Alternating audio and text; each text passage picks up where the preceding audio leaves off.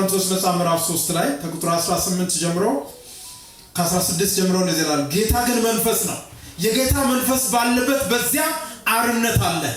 እኛም ሁላችን በመጋረጃ በማይከደን ፊት የጌታን ክብር እንደ መስተዋት ያብለጨለጭን መንፈስ ከሚሆን ጌታ እንደሚደረግ ያን መልክን መስል ዘንድ ከክብር ወደ ክብር እንለወጣለን። በመጨረሻው ዘመን እግዚአብሔር የሚያደርገው ይሄ ነው። ከክብር ወደ ክብር ልጆቹን መለወጥ ነው። እስቲ ከክብር ወደ ክብር እንለወጣለን በሉ። ከክብር ወደ ክብር መለወጥ ነው። የእግዚአብሔር ሐሳብ ይሄ ነው። የመጨረሻው ዘመን የእግዚአብሔር አጀንዳ ልጆቹን ከክብር ወደ ክብር ማሸጋገር ነው። ሃሌሉያ! አዲስ ሃይማኖት ለመፍጠር ጌታ ኢየሱስ ወደዚህ ምድር አልመጣም። ሃይማኖትን ለመፍጠር በነበረው ላይ ተጨማሪ ሃይማኖትን ለመፍጠር አይደለም። የይሁዲ ሃይማኖት የአይሁድ ሃይማኖት ነበረ። ከአይሁድ ሃይማኖት ቀጥሎ ሌላ ተጨማሪ ሃይማኖት ለመጨመር አልመጣም። የጌታ ኢየሱስ ክርስቶስ መምጣት ለዛ አይደለም። የሚወዳቸውን የመረጣቸውን ከጠራ በኋላ ክብርን አልብሶ ከክብር ወደ ክብር ማሸጋገር ኢየሱስ ክርስቶስ የመጣው ለዚህ። ብዙ ሰዎች ክርስትናን ሃይማኖት ብቻ አድርገው ስለሚወስዱት የጌታን የመምጣትን ምስጢር ራሱ አይረዱትም። ጌታ ኢየሱስ ወደዚህ ምድር የመጣው ሃይማኖት ሊያደራጅ አይደለም፣ ፈጽሞ አይደለም። ኢየሱስ ጌታ። ለዛ ነው በመስቀል ላይ በሚሰቀልበት ጊዜ ወደ ጲላጦስ ሲያመጡት ይመስላችኋልን አባቴን ቢጠይቅ የሰማይ ሰራዊት የማይመድብ ይመስላችኋልን? ለምን? ሃይማኖት ሊመሰረት ቢመጣ ሰራዊት አደራቸው የሚያጠቁትን የሚገሉትን እነዛን ማስቆም ይችል ነበር። ጌታ ኢየሱስ የመጣበት ትልቅ ምስጢር የክብርን ኃይል ሰዎችን ለማልበስ። ለምን? ሁሉም ኃጢአትን ሰርቷል። ምንድነው የጎደለው? የእግዚአብሔር ክብር ጎሏል። ሁሉም ማለት ሁሉም ከአዳም ጊዜ ጀምሮ ሁሉም ኃጢአትን ሰርቷል። የእግዚአብሔርን ክብር ጎሏል። የጎደለውን የእግዚአብሔርን ክብር ሁለተኛው አዳም ክብር ሊመልስ ነው የመጣው። እስቲ ክብር ሊመልስ መጥቷል በለው ባካር። ይሄ ምስጢር ይግባችሁ በጌታ ኢየሱስ። ክብር ሊመልስ ነው የመጣው እንጂ ሌላ ጉዳይ ሊሰራ አይደለም የመጣው። ጌታ ኢየሱስ ወደዚህ ምድር የመጣበት ጉዳይ ነው። የጎደለ ክብር አለ በአዳም ኃጢአት ምክንያት። አሁንም በኃጢአት መንገድ በሚሄዱ ሰዎች ምክንያት የጎደለ ጉዳይ። ቤተክርስቲያን ክብሯ እንዳይታይ ያደረገው የሰው ልጅ ኃጢአት ነው። ክርስቲያኖች በትክክል ቆሞ ብታዩ የእግዚአብሔር ክብር በቤተክርስቲያን ላይ ይታይ ነበር። ያ የጎደለውን ክብር ሁለተኛው አዳም ሊመልስ መጣ፣ ኢየሱስ ክርስቶስ። ኢየሱስ በሉ ባካችሁ። አይሰማም ድምጻችሁ? ኢየሱስ በሉ። ክብር ለጌታ ይሁን። ሁለተኛው አዳም የጎደለውን ክብር ሊመልስ መጣ። ለዚህ ነው ሙሴ ያመጣው ክብር። ያ የመጀመሪያው ክብር በክብር ከሆነ የመጀመሪያው ሕግ በክብር ከሆነ ሁለተኛው የመጣው ሁለተኛው ክዳን ከዚህ ይበልጣል። እርሱም በመጋረጃ በማይከደን ፊት መንፈስ ከሚሆን ጌታ እንደሚደረግ ያንን መልክ እንዲመስል እንደ መስተዋት ያብለጨለጨ ክብር ከሚሆን ጌታ እንደሚደረግ ከክብር ወደ ክብር እንሻገራለን። ኢየሱስ ጌታ። ሃሌሉያ ሃሌሉያ። በዛሬው ቀን ይሄን እንድናገር የረዳኝ ጌታ ስሙ ይባረክ። መንፈስ ቅዱስ ረዳኝ። እውነትን ጌታ የመጣበት ምስጢር ይሄ ነው። ጌታ የመጣበት ለማዳን ብቻ አይደለም። ማዳንስ የጌታ ስራ ነው፣ ልክ ነው። ከማዳን ባሻገር ልጆቹን ከክብር ወደ ክብር ሊያሻግር ነው። በመጋረጃ ተከድኖ ሁልጊዜ ሃይማኖት ትዝ የሚላቸው ያ መጽሐፍ በተነበበ ቁጥር ሃይማኖት ትዝ የሚላቸውን እነዛ ሰዎችን ወደ ተሻለ ክብር ሊያሸጋግራቸው። የሙሴ ሕግ ሲነበብ አስሩ የሙሴ አትግደል፣ አታመንዝር፣ አትስረቅ የሚለውን ሲያነቡት ሁሉ መጋረጃ ፊታቸው ላይ ያ ሙሴ ከላይ ይዞ የወረደው ብቻ ይታይ ነበር። ኖ ይሄኛው እንደዛ አይደለም። መንፈስ የሚሆን ጌታ በዚያ መንፈስ ላይ አርነት ያገኙ ልጆችን ክብርን አልብሶ ከክብር ወደ ክብር ለመለወጥ ያ መጋረጃ እንዲገፈፍ ነው። ክብር ለጌታ ይሁን። ሲመጋረጃው ተቀዷል ብሎ ባካ። አሜን። ሲመጋረጃው ተቀዷል ብሎ ባካ። ኢየሱስ ጌታ። መጋረጃው ተቀዷል። መጋረጃው ስለተቀደደ ነው የዳዊት ድንኳን እንደገና የተነሳው። እስቲ የዳዊት ድንኳን ይነሳል ብሎ የወደቀችውን የዳዊትን ድንኳን አነሳለሁ። በዳዊት ድንኳን ውስጥ አሕዛብና አይሁድ አብረው ያመልካሉ። በዳዊት ድንኳን ውስጥ ብዙዎች የተገለሉና የተገፉት አብረው ያመልካሉ። ለምን? በዳዊት ድንኳን ውስጥ ምስጋና ይሰማል። በዳዊት ድንኳን ውስጥ ሙሉ የሆነ የክርስቶስ ክብር ይነገራል።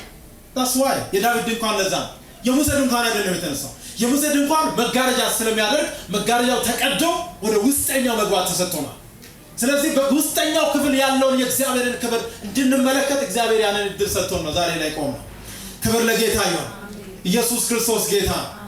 ስለዚህ በመጋረጃ በማይከደን ፊት ያን መልክ ለመምሰል ነው የተጠራንበት የመጨረሻው ማንነት። ለዛ ኢየሱስ ጌታ። ሃይማኖተኛ ሆነን ከዚህኛው ሃይማኖት ወደዚህኛው ተሸጋግረን ዝም ብለን እንድንኖር አይደለም። የጌታ መንፈስ የጌታ ዘላለማዊ ዕቅድ አይደለም። ከዚህኛው ምዕራፍ ወደ ሌላ ምዕራፍ አለ ያልታየ ዓለም። አንድ ሰው ጋር ቅርብ ጊዜ ሲወያይ ነበርና እንደዚህ ይል ነበር። መልከጼዴቅ ከየት ነው የመጣው? መልከጼዴቅ ከማይታወቅ ዓለም ውስጥ የመጣ ሰው ነው። ኢየሱስ ጌታ። ያልታየ እኛ ያላየነው በእግዚአብሔር ክብር የተሞላ ሌላ ዓለም አለ። እስቲ ሌላ ዓለም አለ በረዋካ በእግዚአብሔር የተዘጋጀ ሌላ ዓለም አለ። ሰዎች ያላዩት ኖርማሊ ሬጉላር ላይፍ የሚኖሩ ሰዎች ያላዩት ሌላ ዓለም አለ። ስለዚህ ሪቪል ያደረገው የተገለጠው ለአብርሃም መልከጼዴቅ የተገለጠው በክርስቶስ አምሳል ከሌላ ዓለም ነው አለ። አገላለጹን በጣም ወድጃለሁ። whatever the case አንደርስታንዲንጉ ሌላ ሊሆን ይችላል። ነገር ግን እግዚአብሔር ለሰው ልጆች ያልገለጠው በመጨረሻ ዘመን ሊገለጥ የሚገባ ሌላ ዓለም አለ። ያ የክብር ዓለም የክብር ዓለም ነው። ባካችሁ የክብር ዓለም በል። ኢየሱስ ጌታ። የእግዚአብሔር ክብር በሙላት ሊገለጥ ይገባል። ሁሉም ኃጢአት ዘርቷል። የጎደለው ሌላ አይደለም፣ የእግዚአብሔር ክብር ጎሏል። የእግዚአብሔር ክብር ጎሏል። ሃሌሉያ። ኢየሱስ ጌታ ነው። ሰሞኑን ጌታ ቢፈቅድ ነገ በሚቀጥለው ሳምንት ይህን ጉዳይ እንድናይ እፈልጋለሁ። የእግዚአብሔር ክብር በመጨረሻው ዘመን በእግዚአብሔር ክብር በእግዚአብሔር ጊዜ ውስጥ ነገሮች ሁሉ እጅግ የተዋቡ ይሆናሉ።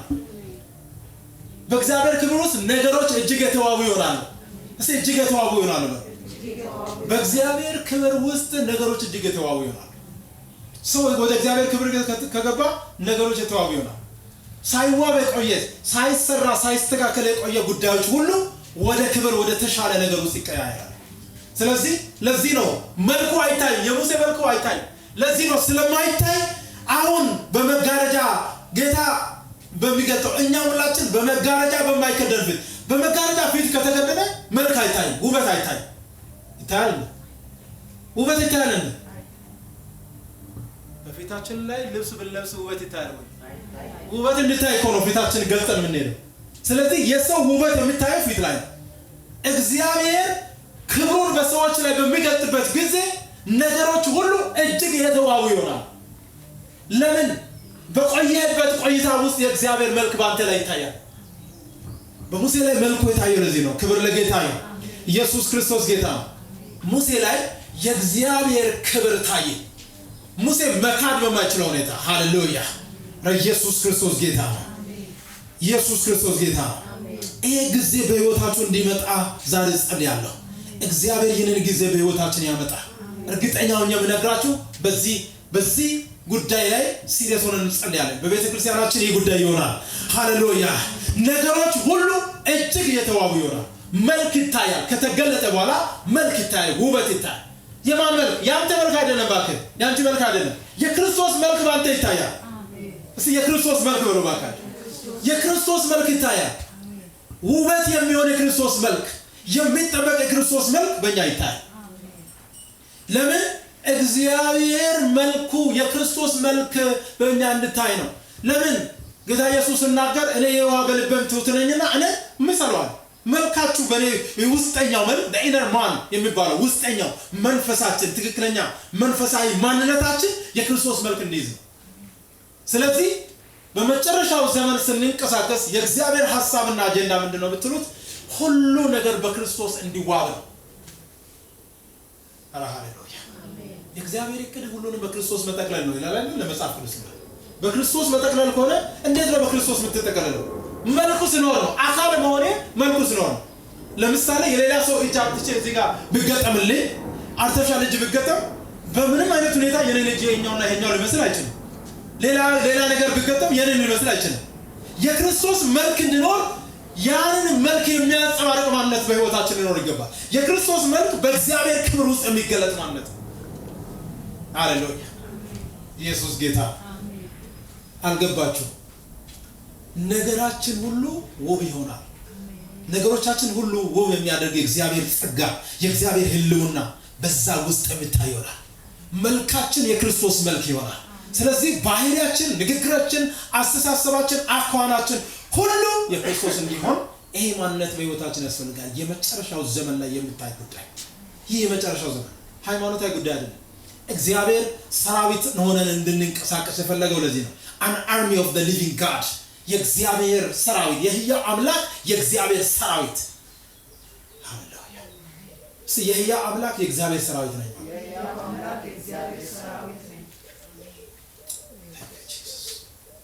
በእስራኤላውያን ዘንድ ሞገስ ክብር አልነበራቸው ዳዊት ሲመጣ ግን የተቀባ ዳዊት ሲመጣ ፍልስጤማውያንና እስራኤላውያን መካከል ያለ ልዩነት ምን እንደሆነ ገብቶታል የክብር ጉዳይ ስለረሱ የክብርን ሐሳብ ስለረሱ ያኛው ደግሞ ይሄኛው ክብርን ያጎደለው ቡድኑ እንደፈለገ ያቀራ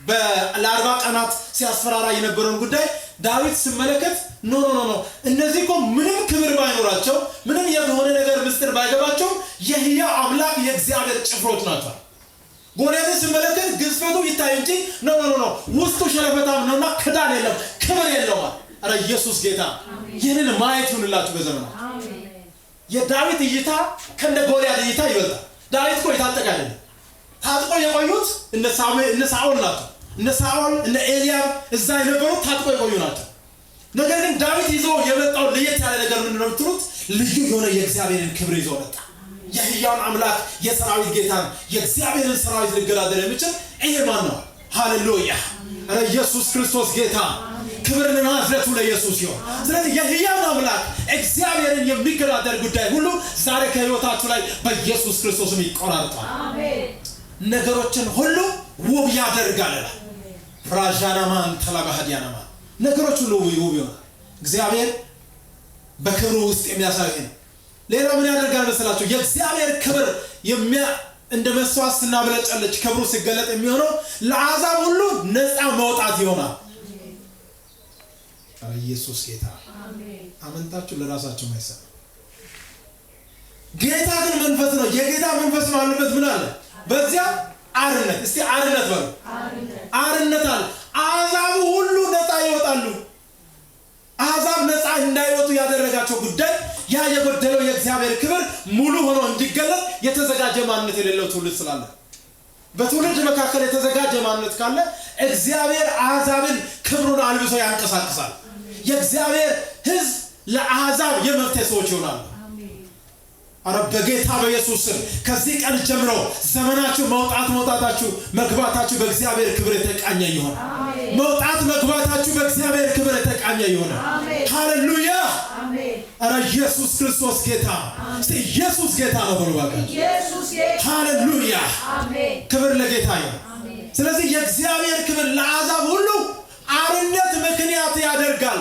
ነፃ መውጣት ይሆንላቸዋል ጌታ ግን መንፈስ ነው የጌታ መንፈስ ባለበት በዚያ አርነት አለ ስለዚህ አርነትን መውጣት የሚፈልጉ ሁሉ ወደ እግዚአብሔር ክብር ይመጣሉ ቤተክርስቲያን ይሄንን ነው መለማመድ ማወቅም ያለባት የብዙዎች ዝም ብሎ በየስፍራው እርስ በርስ መገጫጨት ምክንያቱ ምንድነው ይሄን ምስጢር ማወቅ ስላልቻለ ይሄ ሴክሬት ነው እግዚአብሔር ለሁሉም ያዘጋጀው ሴክሬት ይሄን ምስጢር ከተረዳ መጨረሻ ዘመን ላይ ሊገለጥ ያለው ጉዳይ እናቀል ለአሕዛብ ሁሉ ነፃ መውጣት ይሆናል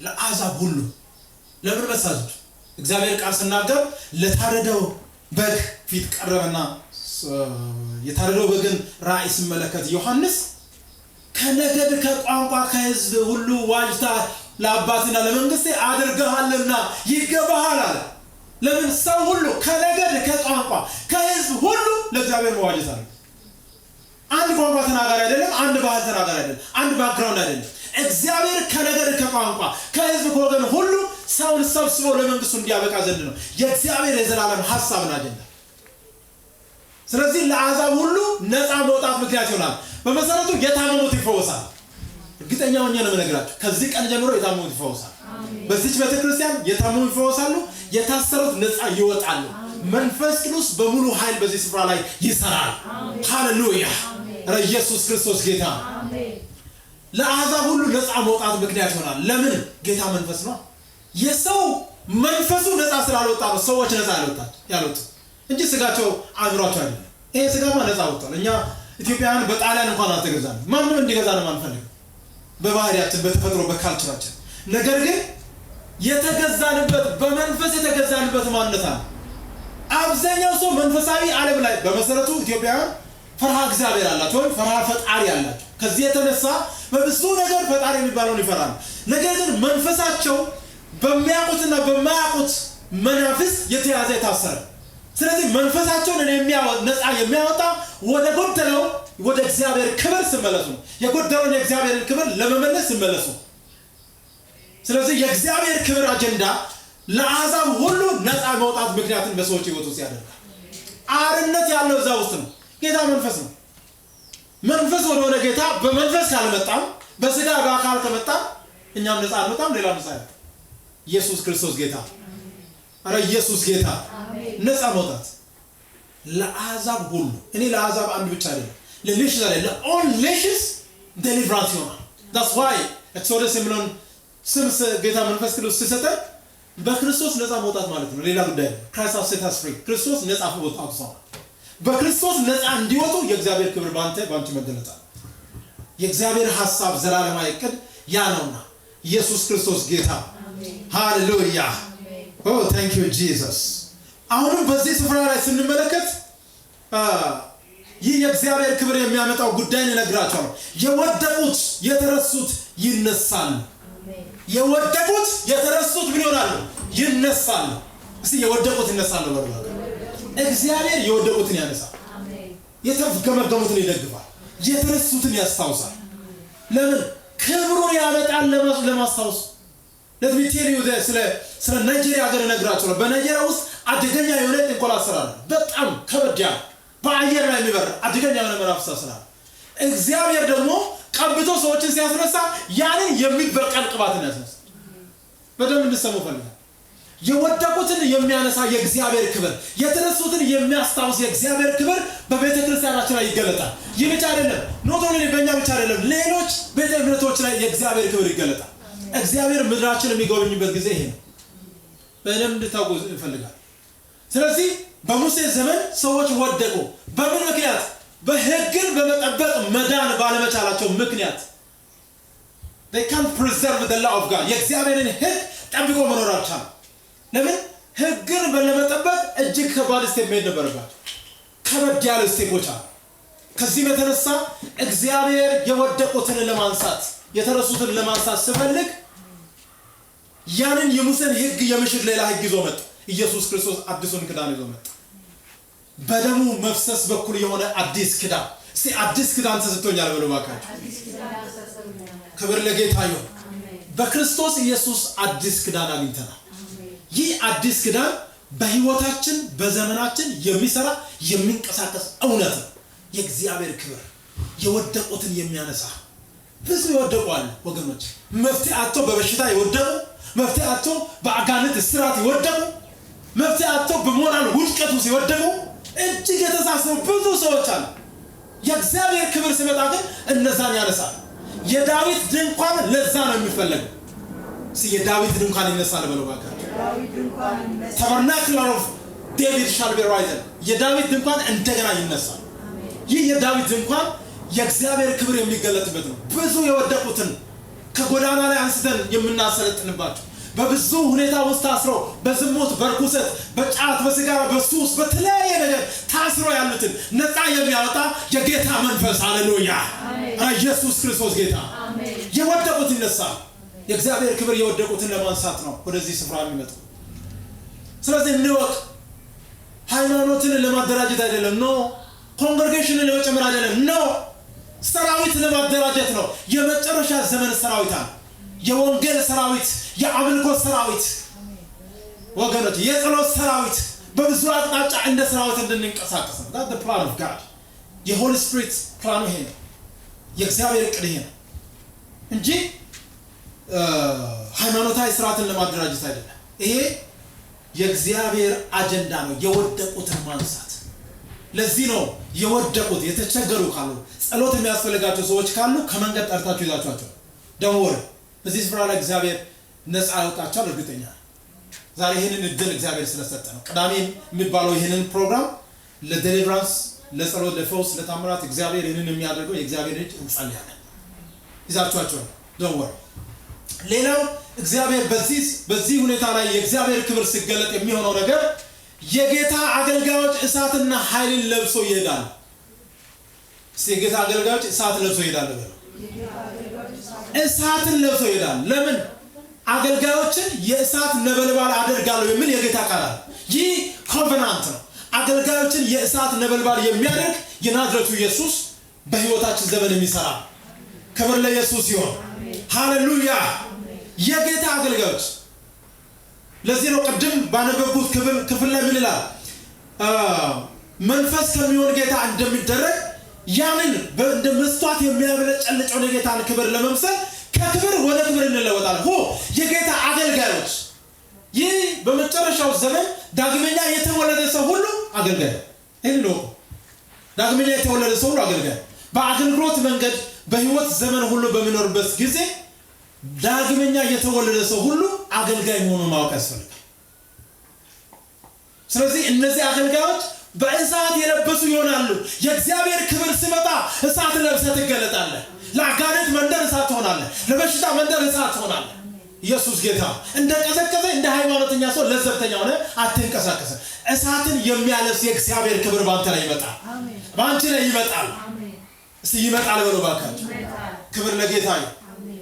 የእግዚአብሔር ክብር ሲመጣ የእግዚአብሔር ክብር ሰዎችን እሳትን አልብሶ ወደ እሳት ነበልባልነት ይቀይራል። አይገርም? አይታችሁ ከሆነ በዚህ በኢትዮጵያ ውስጥ ብዙም ባላይ በሌሎች ውጪ ሀገሮች ላይ አገልጋዮች ጋር በ100 ሜትር አይጠጉም። አጋንንቶች አይጠጉም። በሽታ አይጠጉም። አይገርም? ለምሳሌ እሳት ለብሶ ነው የሚንቀሳቀሱ። የእግዚአብሔር ክብር ሲመጣ ባንተ ህይወት ላይ እሳትን ያደርጋል።